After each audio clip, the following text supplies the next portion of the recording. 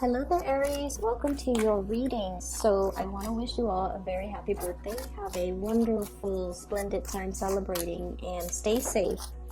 So I'm going to relay the two images that I saw when I was meditating on this reading for you, and then we'll pull out the cards. So first of all, I see there's an oven, and you know how it has that glass panel where you can see what's cooking in the oven? So there are cookies baking, and there's this little boy, and he's like waiting anxiously for the cookies to finish baking.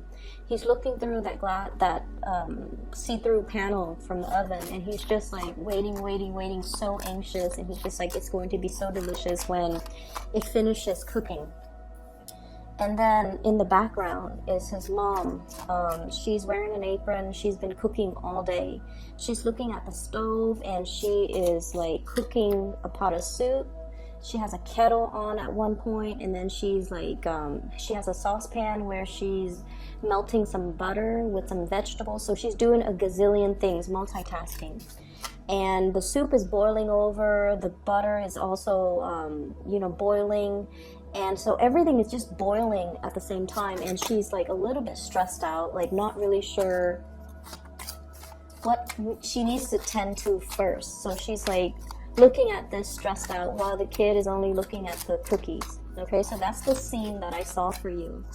And so I feel for this month, it's a lot about not stretching yourself thin, and as well learning to be patient. Okay, don't rush things. Things are going to come in divine timing. Don't push too hard. Don't be so hard on yourself. And especially, don't overestimate the amount of time. You guys are really, really bad at this. Like overestimating the amount of time that it takes you to do something. Okay? And then stretching yourself too thin where you are pulled in so many different directions, where things, people and situations pulling you in different directions, needing to put out fires in possibly many areas of your life, and just being overbooked, too many things on your agenda, too many things on your plate, and not being able to relax and just really enjoy the moment. So that's what I'm seeing. I feel like there's something that you have been really anxiously waiting for a very, very, very long time. And that whole, something in the oven, I feel like for some of you, it could even be pregnancy. Okay, wanting to start a family, wanting to have a partner on board, wanting to I'm hearing partner in crime, but I also feel like it's somebody that you can build something with, okay? Wanting a life partner, wanting somebody to have a family with, to build a family with, and especially to share some major milestones and experiences in your life with. So I feel there's this element here about wanting to have that other person that you can spend the rest of your life with as well. The other thing that comes through with the whole kitchen image, the kitchen is usually where I would say where magic happens, where family and people come communally, share an experience together, where we nurture each other through the food that we create.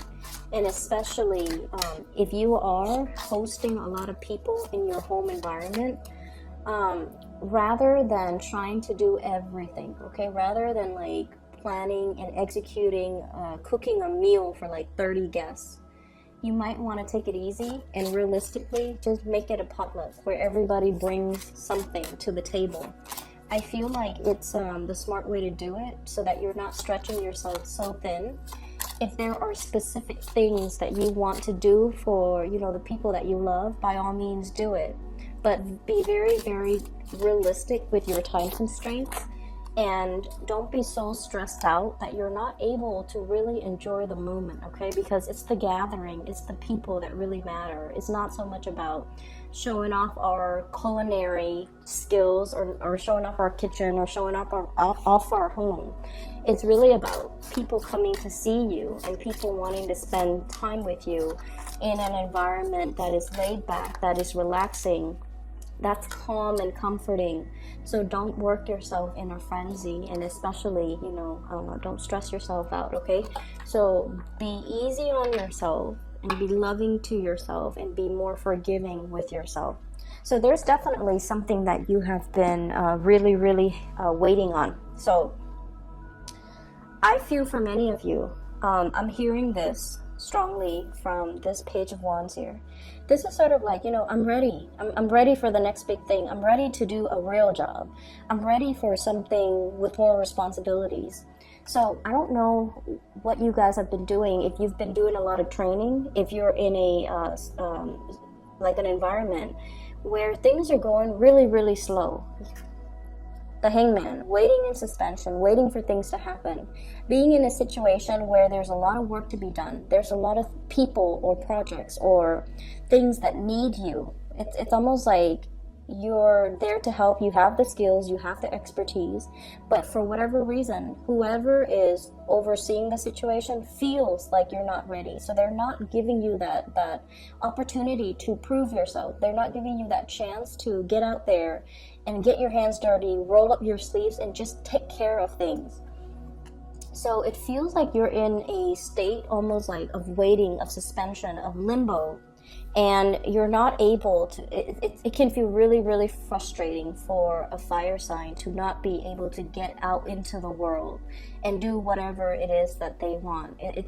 I feel like you might be in a capacity where you are learning things, okay? This is usually like going back to school, mastering a skill, mastering a specific concept, a theory, before you can go out into the world.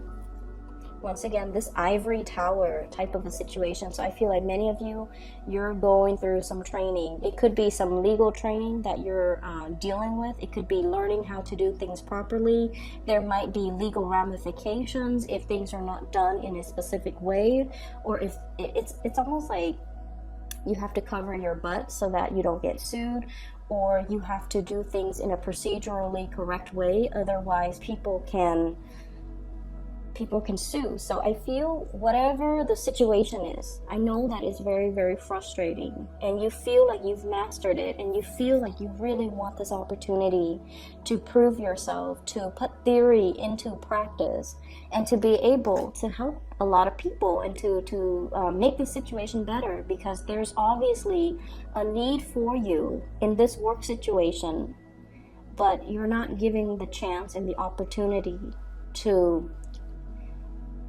exert yourself, okay? So that's the first thing, and it can be really, really frustrating, but I feel like the overall message that I'm getting here is in divine timing, okay? You have to master one thing before you move on to master another, okay? It's like that woman in the kitchen. She's multitasking, and whenever we multitask, our attention is always divided. So when we do one thing, we can do it really, really well. When we multitask, our attention, our focus is drawn towards different things, and we could never do those things perfectly well the way we would have if we only had one thing on our plate. That's just the way the human brain works, okay? So as much as we feel like we can multitask, the quality of the outcome of the end result always diminishes. And so I feel like the universe is teaching you a lot more about patience, a lot more about, let's learn something, as frustrating as it is. Let's learn something and be a master at it, so that when we break away from this ivory tower, when we bring theory into practice, into the real world, we can do it right, okay? The kings, and this is your energy, the kings always do things the right way. They've already mastered it. They've been through it. They have the skills and the knowledge and the experience and whatever it is that's required of a ruler, a leader, a breadth of vision, hindsight, the whole learning from past experiences. But I feel like, the universe really wants you to master, rather than going into a situation excitedly, but not having the skills and the necessary experience from your past to make the best of the situation, or to make something the best that it could be. So a little bit of a little bit more patience and a little bit more waiting, I feel, is going to be in store for you. For some of you, there could be a lot of issues regarding children, okay? Dietary habits when it comes to children. And I love this card. This is the 9 of Cups. Okay. I usually think of this as like the binge eating, or a household that might be a little bit neglected, and then the children are eating whatever is around, usually junk food or usually snacks. The parents might be so busy, or the parents might not be in the picture, or there's some issues here. I feel for some of you, if it's not your own children, you might be dealing with a child, and you might be compensating, taking care of a child, or giving the child a lot of love and attention, or you're feeling like the parents of the child are turning their back on the kid. Okay, as sad as that is. So if it's not your children, I feel like you're experiencing this. You're playing the role of a caretaker. You're doing something to rectify a situation because you're just like, that's not fair. It's not healthy for these kids to be living like this, or it's not healthy for this child to be in this type of environment. So I feel some of you are stepping up, taking care of a person, trying to do the best for them. They might not have the best dietary habits. They might be very picky with food. And for some of you, if this is not a child, you're taking care of a person. Like, you're doing your best to really take care of a person. It can be a little bit difficult on your end because, you know, time constraints, responsibilities, whenever we take care of another person. And especially because you guys don't like to be weighed down by responsibilities, okay? You design your life in a way where you can come and go as you please. You can be in one city one day and the next city another day. Like, you design your life without baggage, without responsibilities. Not because you're afraid of it, but because if you're not ready for it, you know yourself well enough to know you're not ready for it. So I feel like you have a little bit of resentment about somebody who has bitten off more than they could chew, and they're not taking care of their responsibilities. So it could be, you know, somebody who has children when they're not able to physically take care of themselves, let alone their children. And then you have to step up and kind of tend to this situation. It's like doing that damage control, like cleaning up after them. Cleaning up after the other person, not so much the children, but cleaning up after the other person, because they bit off more than they could chew, and they create more work, more problems for everybody else. And so you have a little bit of resentment that I'm sensing here. But I also feel like you're dealing with this person. Whatever contributions you're making in their life right now, especially if it's somebody you're taking care of, a child or somebody else, your efforts are not going unnoticed, okay? I feel like this karma is going to come back to you tenfold. Like, it's really good karma, because I feel like you're taking care of the situation from the goodness of your heart, and because you feel like the situation is not fair. The Justice card, two people fighting over something when they're not really seeing the big picture. It's like ego battles, okay? Coming from a very petty space. And you're not tolerating that. You're seeing that there's wisdom that is beyond these people. You might even be the mediator in a conflict.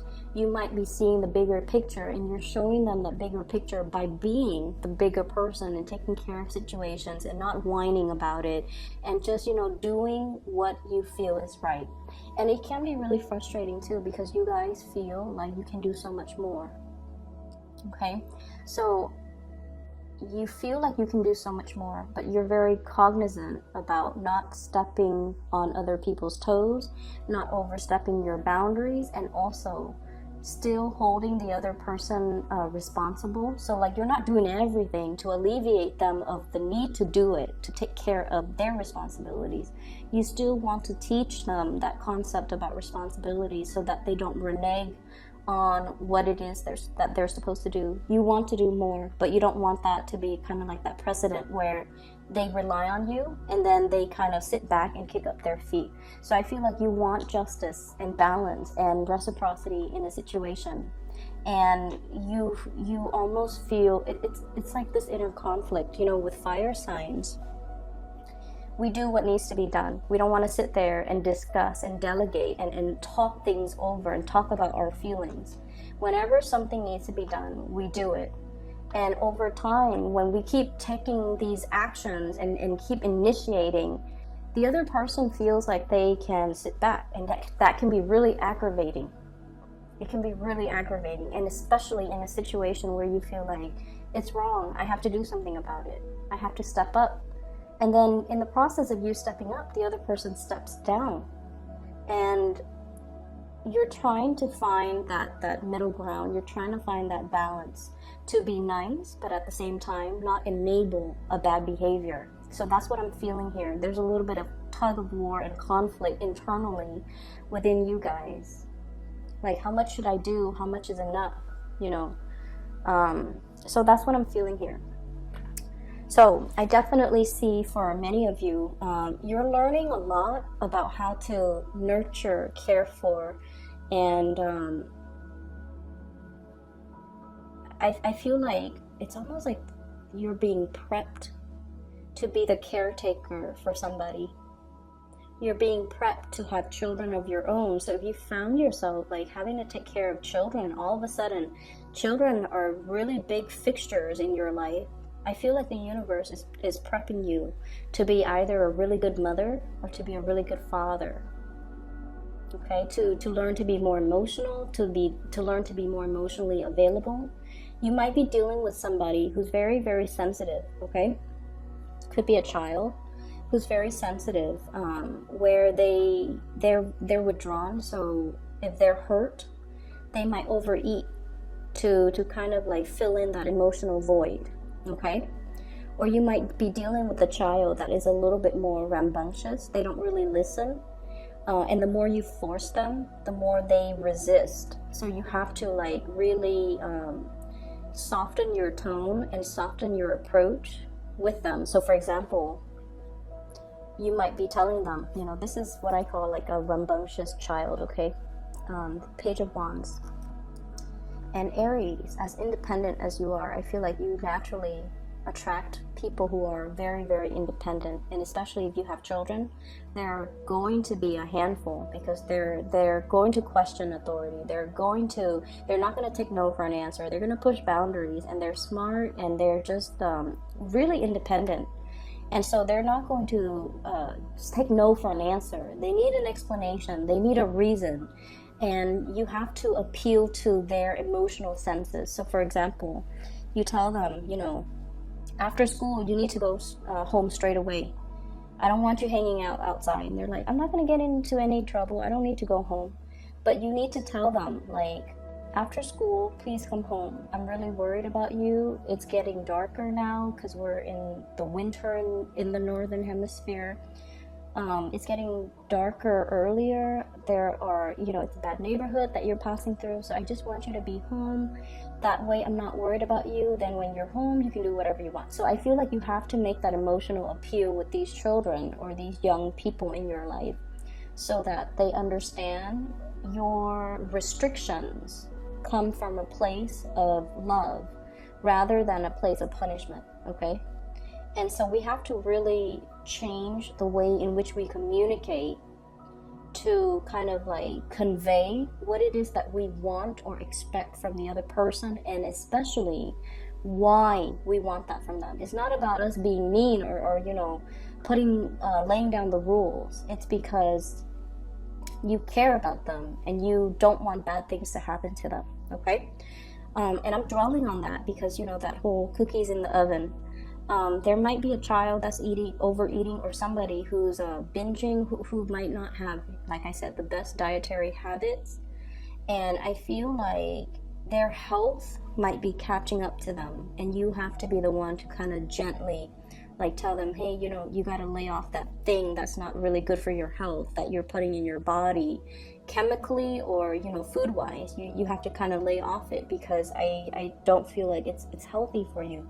And approaching that from a space of understanding and kindness, is a lot more, it's going to make the other person a lot more receptive than approaching them from a place of harshness, okay, and criticism. So that's what I'm feeling here. I feel like for many of you, there's a lot of training that you're going through, and it's like, it's frustrating, I understand, but it's going to come to an end, and then you can kind of like spread your wings and you know, practice what you preach.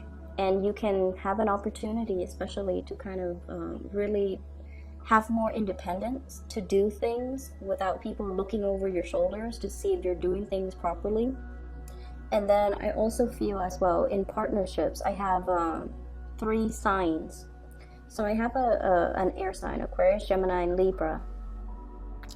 And I have this here, King of Swords. You might be having a lot of discussions with this person if it's a romantic partner, okay? Over family trauma, healing past family issues.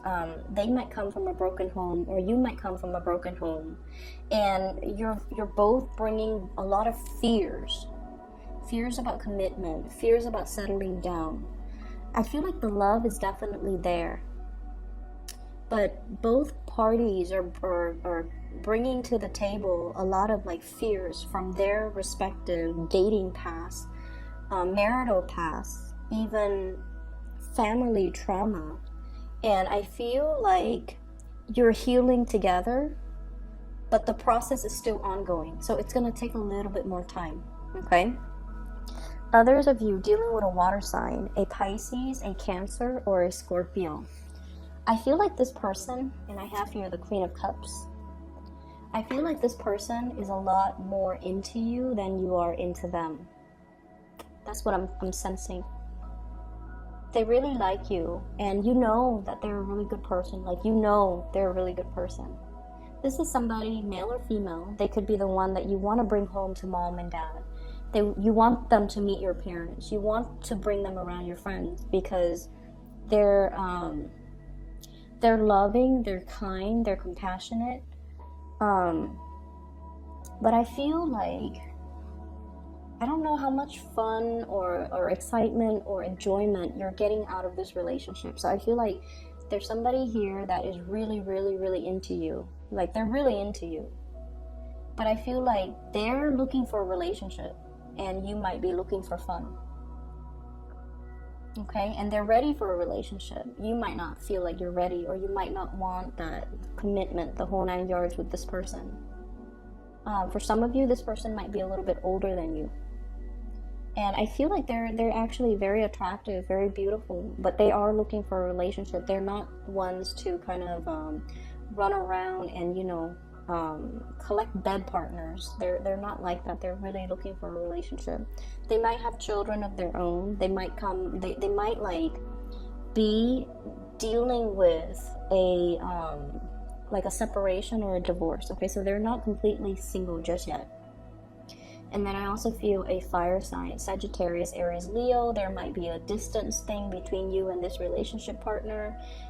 There's a lot of coming and going, getting back together, and then there's distance. So I don't know if you're like breaking up and then making up, but I'm seeing distance between you and this person here. I feel overall, we have here the wish card. So I definitely see a lot of communication and a lot of love and a lot of compromise and a lot of help that's going to be coming into the picture. And like I said, if you're planning to do this massive cookout, you know, hosting and inviting a bunch of people to your home, just make sure you actually enjoy the process. Don't stretch yourself too thin. Don't overbook your schedule. Don't overcommit your time, because you're going to be stressed out. And it's a month, it's your birthday month. You're supposed to relax and, you know, enjoy the people and the company. So don't stress yourself out. Make it a potluck, okay? I hope the reading is helpful, Aries. I hope that it helps you navigate this energy for this month. I don't have any news here regarding finances, so no news is always good news in my book. I feel like it is a lot more about, you know, being patient and getting through the learning process, and then being able to, you know, exert yourself in the physical world, okay? So best of luck with everything. I will see you guys soon, and have a wonderful birthday time. For those of you who are still emailing me about readings, I don't do readings anymore for private clients. I do have somebody that I highly recommend. I've included a link to her scheduling website in the description box below. Her name is Bridget, and she is based out of California. So if you'd like to book a reading for yourself, please click on her link and do so through that through her. Okay? Take care of yourself. I'll talk to you soon.